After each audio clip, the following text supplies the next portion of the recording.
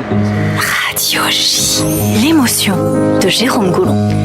Bonjour Jérôme. Bonjour Cyrielle, bonjour Anthony. C'est le moment de la chronique émotion. On va parler d'artistes que vous aimez.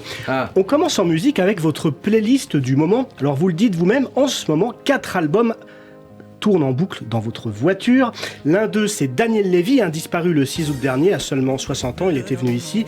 Et une chanson vous touche en particulier, c'est Elle est soleil, qu'on peut entendre. Une chanson sortie en 96 sur l'album Entre parenthèses. Alors pour la petite anecdote, Entre parenthèses, c'est le deuxième album de Daniel Lévy, mais c'est aussi et surtout le premier album que Daniel Lévy compose et réalise en portant son vrai nom. On se replonge dans le contexte. Au début des années 90, Daniel Lévy n'est pas encore connu du grand public. Il sort son premier album sous le pseudonyme de Daniel Neuville. Et puis il est remarqué en 92, il est engagé par Disney pour enregistrer Le Rêve Bleu, un générique du dessin animé Aladdin. Et là, c'est le début de la reconnaissance, puisqu'en 96, les studios AB lui ouvrent ses portes pour l'enregistrement d'un album où il porte pour la première fois son vrai nom. La suite, tout le monde la connaît, puisque Daniel Lévy accède au rang de star en 2000 grâce à la comédie musicale Les 10 Commandements. Alors j'ai une petite question pour vous, Anthony. Quand on évoque Daniel Lévy, la plupart des gens retiennent l'envie d'aimer, évidemment.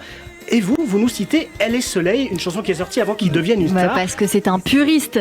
Vous avez connu cette chanson avant qu'il perce, en fait? Déjà, j'ai envie de vous remercier tous autour de cette table pour l'émission que vous avez fait pour lui rendre hommage. C'était une très belle émission, et une autre avec aussi Frédéric Zetoun où il avait interviewé et tout ça. C'était vraiment une très belle émission où il était encore là et tout ça.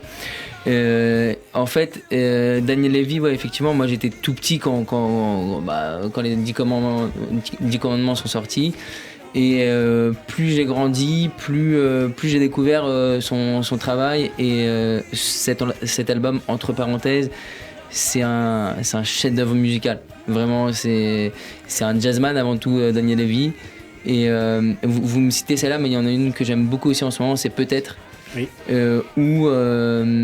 Où encore il y a ce qui savait glisser dans la vie par rapport à la foi et tout ça. Exactement.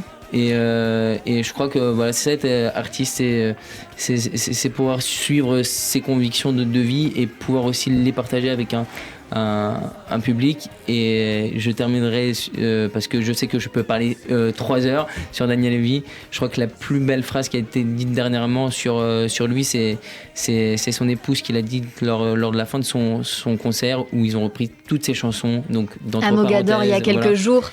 Et elle est arrivée sur scène à la fin, elle a dit c'était ça Daniel Lévy. Et c'était ça Daniel Lévy, c'était pas que les 10 commandements. Exactement, vous lui avez d'ailleurs consacré un post sur votre Instagram, vous dites une lumière a rejoint l'éternité, vous dites sur votre Instagram exactement ce que vous venez nous dire sur l'antenne aujourd'hui à Anthony Sonigo. Il y a eu cette soirée hommage qui lui a été consacrée à Mogador, avec ceux qui l'ont d'une part tant aimé et qui l'a sans doute influencé aussi, puisque vous venez de dire quelque chose d'important, c'est que c'était un homme de conviction, c'est sans doute pourquoi vous l'aimiez beaucoup. Et Gad Elmaleh l'a cité dans son excellent podcast donné à David Laroche qui s'appelle Paradoxe, que j'ai pu écouter hier soir, où il racontait pourquoi il l'admirait autant, et il confie avoir gardé en lui une phrase que Daniel Lévy lui disait en citant un rabbin, c'est « Les hommes font des projets et Dieu sourit ». J'ai trouvé que c'était une jolie phrase. Ce qui est beau dans votre phrase, c'est « Les hommes font ». Effectivement, on est dans un monde d'action où on doit faire. Et c'est ce que vous faites. Jérôme. Oui, alors on change totalement de registre avec un autre artiste que vous écoutez dans votre voiture, Anthony. On veut la voir, cette voiture. C'est le rappeur Jul, et votre titre du moment. Vous l'avez eu. C'est Flécheur Fou, un titre sorti en 2017. Alors Jul, un rappeur au destin fulgurant, né à Marseille en 90, il commence à rapper dès l'âge de 12 ans. Et le déclic vient d'un concours de circonstances. Alors qu'il a 17 ans et qu'il effectue un BEP de vente, il est renvoyé de son établissement après seulement 3 mois de cours. Il enchaîne alors les petits boulots, puis travaille avec son père dans des chantiers de construction de piscines. Avec sa première paye, il achète un micro et une carte son et consacre tout son temps libre à la musique. Mais au bout d'un an, sur les chantiers, il en a marre. Il décide d'arrêter, se disant, je le cite, traumatisé. Il jure alors de gagner sa vie grâce à la musique et rien d'autre ne l'intéresse, ce sera la musique ou ce sera rien du tout. Pari gagnant pour Jul, qui connaît son premier succès en 2014. Son premier single fait plus de 30 millions de vues sur YouTube en seulement quelques semaines. Sa carrière est lancée, on connaît tous la suite, qu'on l'aime ou pas. Jul, qui a de nombreux détracteurs, il faut dire, a trouvé sa voix et son public, et consécration ultime, il se retrouve aujourd'hui dans l'autoradio d'un certain Anthony Sonigo. Si c'est que le mien. Non mais déjà ce qui est fort, on a passé Jacques Rome Défi, Les Beaux Gosses et Jul sur Radio J, je trouve ça magnifique. Et c'est pas fini. Mais et surtout, je vais pas vous cacher, j'aime pas tout cet album date déjà, et j'aime pas toutes les chansons. Celle-là, je trouve qu'elle donne la patate, elle est bien et machin. Mais ce que j'aime chez Jul, et ça c'est ma femme qui me l'a apprise parce que c'est elle la vraie fan de Jul, c'est que le gars c'est un gars ultra déterminé et surtout un très grand travailleur. C'est ça.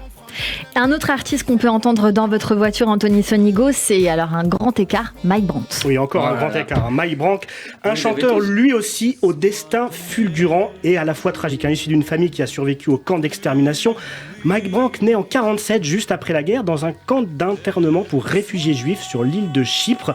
Ses parents débarquent finalement en Israël, mais l'enfance et la jeunesse de Mike Brandt sont loin d'être simples. Il reste en effet muet pendant de longues années, ne se met à parler que bien plus tardivement que les autres enfants. À 10 ans, alors que sa mère est hospitalisée pour dépression, il apprend par hasard son passé à Auschwitz, ce qui le traumatise et le traumatisera toute sa vie. Alors passionné par la chanson, son caractère entier se révèle très tôt, puisqu'il déclare qu'il deviendra vedette ou clochard, et ça me fait un petit peu penser à Jul, c'était tout ou rien, ce sera la musique ou rien du tout. Bref, après des petits boulots sans intérêt, Mike Brandt se consacre donc à la chanson et connaît ses premiers succès. Oui mais voilà, il semble que le destin a décidé de ne pas le laisser tranquille. Alors qu'il n'a que 20 ans, il perd son papa qui meurt d'une crise cardiaque. C'est un nouveau traumatisme pour Mike Brandt qui, alors en pleine tournée, n'est pas arrivé à temps au chevet de son père, ce qui l'a beaucoup affecté. Alors 2 ans plus tard, il arrive en France et là, il connaît la véritable consécration.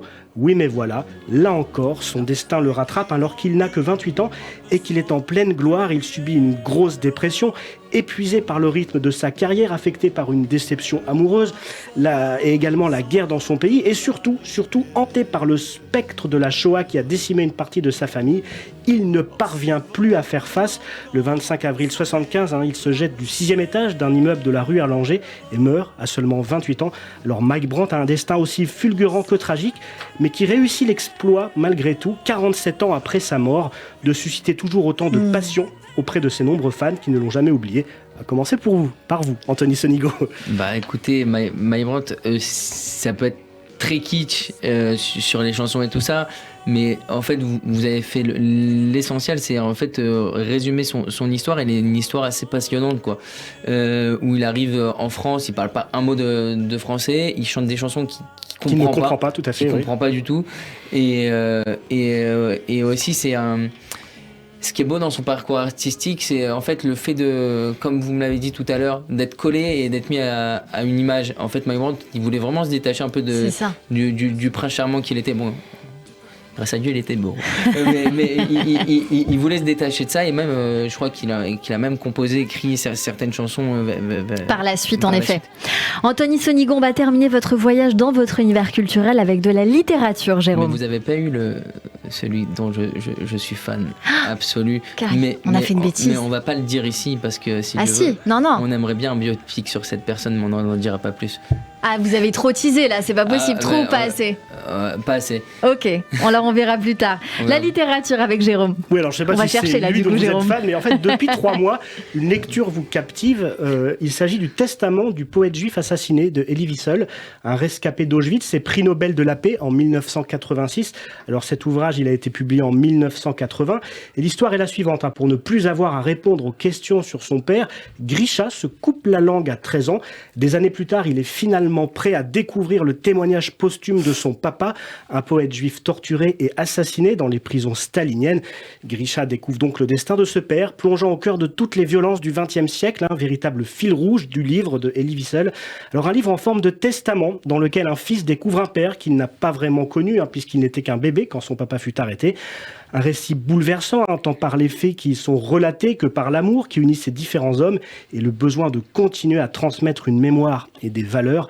Bref, un véritable hymne à la vie, à la paix et à l'amour, dont la morale pourrait être une citation d'Elie Wiesel qui disait « La paix n'est pas un don de Dieu à ses créatures, c'est un don que nous nous faisons les uns aux autres. » Mais tout à fait. Tout à fait. Non, mais en fait, comme vous l'avez dit, ça fait 3 mois que en fait, je lis très peu et je lis très très lentement.